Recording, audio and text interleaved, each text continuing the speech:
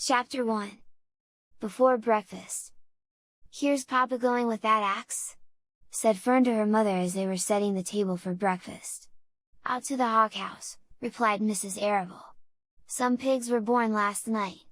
I don't see why he needs an axe," continued Fern, who was only 8. "Well," said her mother, "one of the pigs is a runt. It's very small and weak, and it will never amount to anything. So your father has decided to do away with it." "Do away with it?" shrieked Fern. "You mean kill it? Just because it's smaller than the others?" Mrs. Arable put a pitcher of cream on the table. "Don't yell, Fern," she said. "Your father is right. The pig would probably die anyway." Fern pushed a chair out of the way and ran outdoors. The grass was wet and the earth smelled of springtime. Fern's sneakers were sopping by the time she caught up with her father. "Please don't kill it!" she sobbed. "It's unfair." Mr. Arable stopped walking. "Fern," he said gently, "you will have to learn to control yourself." "Control myself?" yelled FM. "This is a matter of life and death, and you talk about controlling myself." Tears ran down her cheeks and she took hold of the axe and tried to pull it out of her father's hand.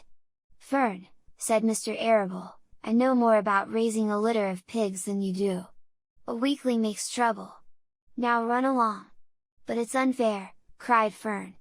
"The pig couldn't help being born small, could it? If I had been very small at birth, would you have killed me?"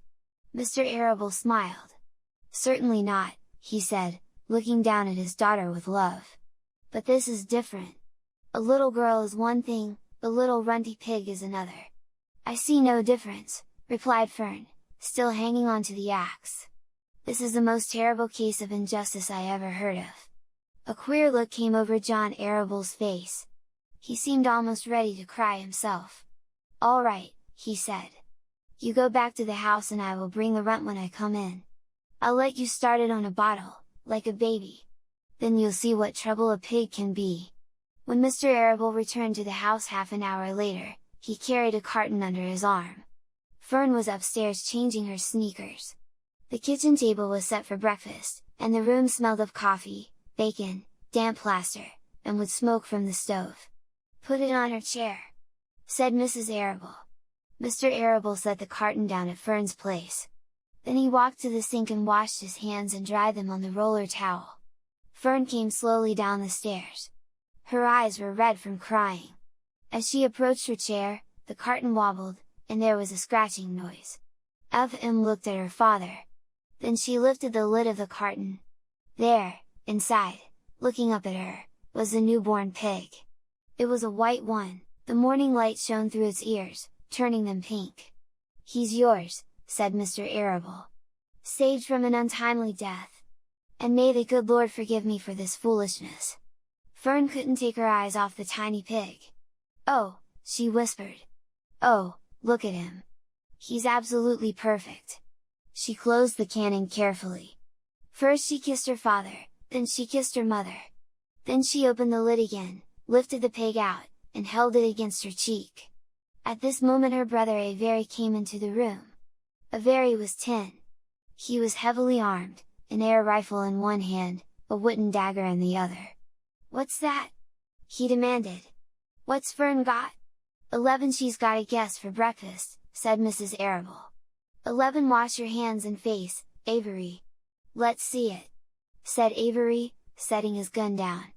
"Will you call that miserable thing a pig? That's a fine specimen of a pig, it's no bigger than a white rat. Wash up and eat your breakfast, Avery," said his mother. "The school bus will be along in half an hour." "Can I have a pig, too, Pop?" asked Avery. "No, I only distribute pigs to early risers," said Mr. Arable. FM was up at daylight, trying to rid the world of injustice. As a result, she now has a pig. A small one, to be sure, but nevertheless a pig. It just shows what can happen if a person gets out of bed promptly. "Let's eat!" But Fern couldn't eat until her pig had had a drink of milk. Mrs. Arable found a baby's nursing bottle and a rubber nipple. She poured warm milk into the bottle, fitted the nipple over the top, and handed it to Fern. "Give him his breakfast," she said. A minute later, Fern was seated on the floor in the corner of the kitchen with her infant between her knees, teaching it to suck from the bottle. The pig, although tiny, had a good appetite and caught on quickly. The school bus honked from the road. "Run!" commanded Mrs. Arable, taking the pig from Fern and slipping a donut into her hand. Avery grabbed his gun and another donut. The children ran out to the road and climbed into the bus. Fern took no notice of the others in the bus. She just sat and stared out of the window, thinking what a blissful world it was and how lucky she was to have entire charge of a pig. By the time the bus reached school, FM had named her pet, selecting the most beautiful name she could think of. "Its name is Wilbur," she whispered to herself. She was still thinking about the pig when the teacher said, "Fern, what is the capital of Pennsylvania?" "Wilbur," replied Fern, dreamily. The pupils giggled.